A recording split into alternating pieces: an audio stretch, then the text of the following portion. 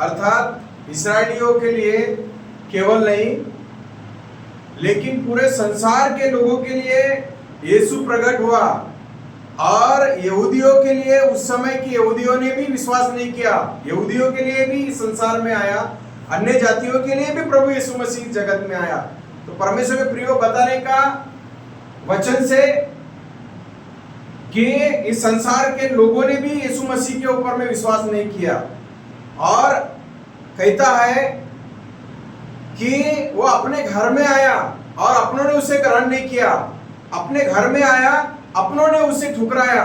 वो अपने घर में आया लेकिन उसको कोई वैल्यू नहीं दिया गया। तो इसीलिए यशायाह की पुस्तक में भी कहता है कि लोगों ने उसके साथ में बुरा व्यवहार किया, रोगों से उसकी जान पहचान थी, वह दुखी पुरुष था और वो लोगों के द्वारा त्यागा हुआ था। लोग मुख फेर फेर के जाते थे और उसकी तरफ देखना भी पसंद नहीं करते थे। ऐसा भी प्रभु ने अपने जीवन में दुख को सहा।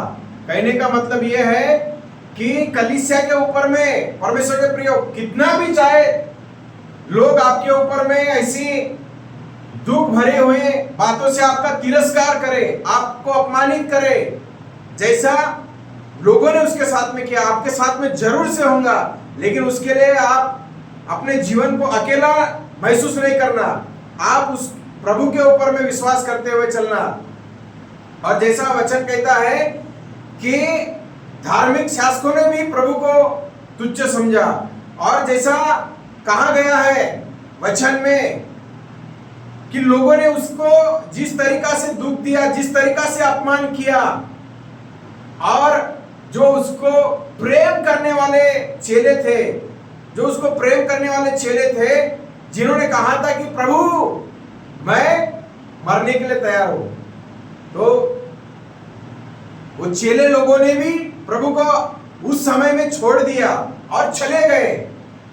आखिरी समय में कलवरी क्रूस के ऊपर में प्रभु दो डाकुओं के बीच में रहने की अवस्था में वो डाकू भी उसको रद्द किया, डाकू ने भी उसका अपमान किया और प्रभु को उसने अपमानजनक शब्दों से व्यवहार किया।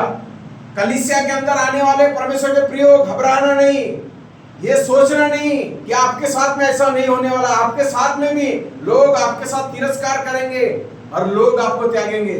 खुश होना और प्रभु की महिमा करना, क्योंकि वो परमेश्वर की ओर से ठहराया हुआ समय है। प्रभु आपको ऊंचाई उठाएगा।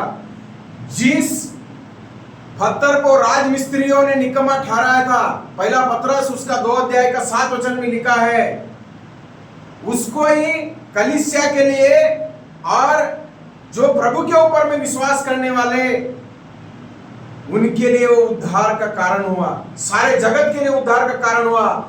जिन लोगों ने उसको त्यागा, जिन लोगों ने उसको रद्द किया, परमेश्वर ने कलीसिया के लिए और मनुष्य जाति के उद्धार के लिए, विशेष करके मनुष्य के पाप से छुटकारा के लिए परमेश्वर ने उसको इस संसार में ठहराया।